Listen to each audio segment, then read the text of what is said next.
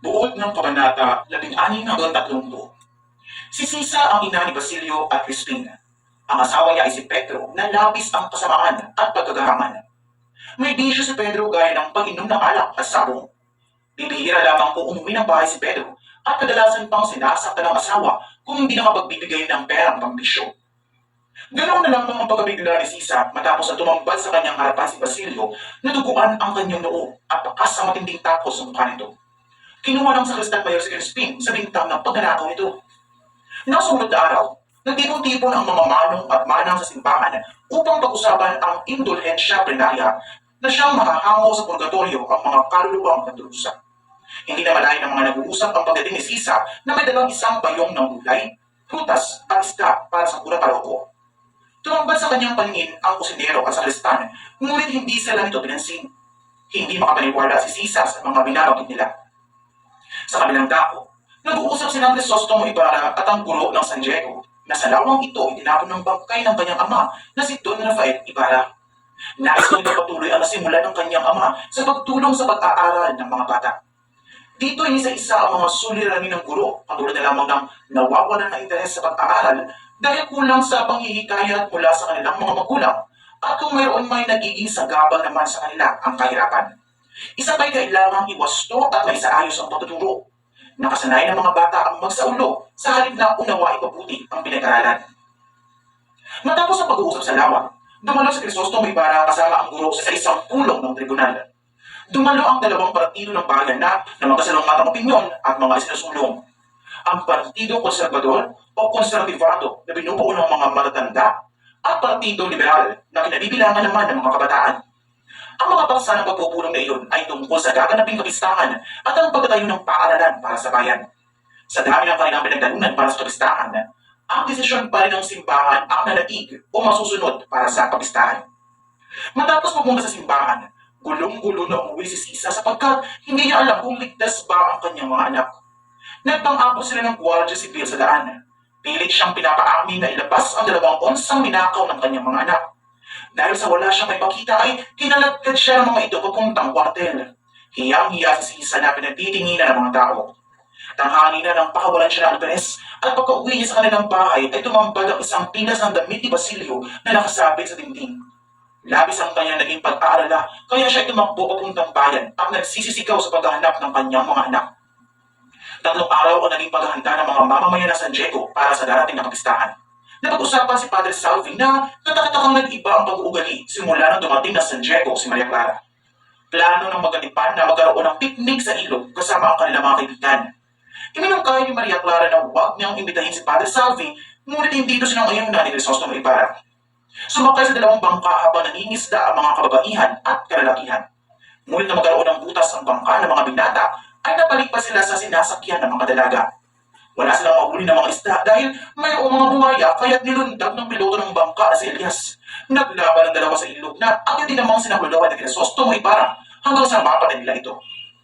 Nagkupli si Padre Salvi sa isang puno at doon niya nakita ang mga kababaihang nagtatampisaw sa batis. Nanilip siya at nakinig sa mga nag-uusap, ngunit pinigil niya ang kanyang sarili. Dumating si Sisa na naisa ng pakainin ni Ibarra, ngunit umalis din kaya't napag-usapan ang pagkawala ng kanyang mga anak. Dumating ang mga gwardiya sipil at sarhento upang hanapin si Elias sapagkat ito ay di umano ang nanakit kay Padre Damaso. Nang sumunod na araw, pumunta si Ibarra sa bahay ni Piloso Potasio upang humingi ng payo tungkol sa paaralan na nais niyang pasimulan. Sinunungat naman ito ng Piloso po at iminungkahi sa mga kinikilalang tao sa lipunan tulad ng kurat dapat isang kunin ni Ibarra ang kanyang mga binabalak. Ika-10 Nobyembre at bisperas ng kapistahan sa San Diego. Handa na ang lahat sa bisperas pa lamang mula sa mga panagtik, dekorasyon, paputok, pagkain, musika at mga programa. Samantala, tinatapos na ang bahay paaralan na pinapagawa ni Ibarra malapit sa kanyang tahanan sa pamamagnupay ni Ñol Juan. Dahil dito ay marami ang umanga sa kanya, ngunit marami din ang naging palihim niyang kaaway. Malaking hagdaan ang nakatakdang maganap sa bahay ni Kapitan Tiago at higit na marangya kaysa sa bahay ng ibang mayayaman sa San Diego. Isang relikaryang ginto o locket ang pasalubong ng ama kay Maria Clara.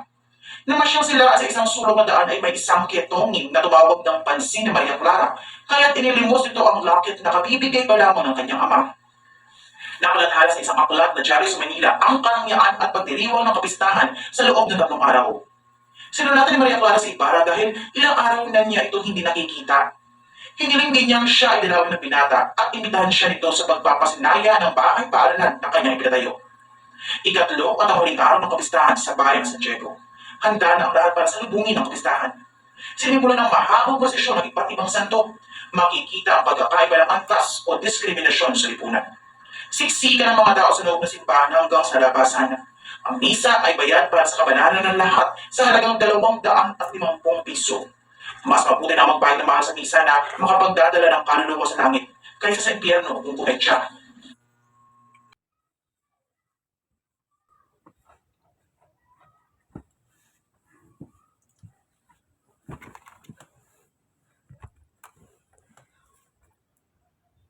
Ang aral po na aking natutunan sa panonood ng buod ng Kabanata 16 to 30 ng No Limit Tangere ay nakita ko sa mga kabanata ang kahalagahan ng pagkakaisa ng mga karakter sa kanilang mga gawain.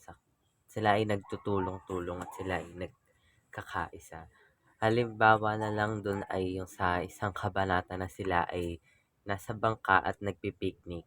Sama-sama yung mga karakter dun at sinugod ni Elias yung mga sinugod ni Elias yung buwaya dahil ito'y papalapit sa kanila sa kanilang bangka dahil nga sila dahil siya yung captain ng kanilang bangka.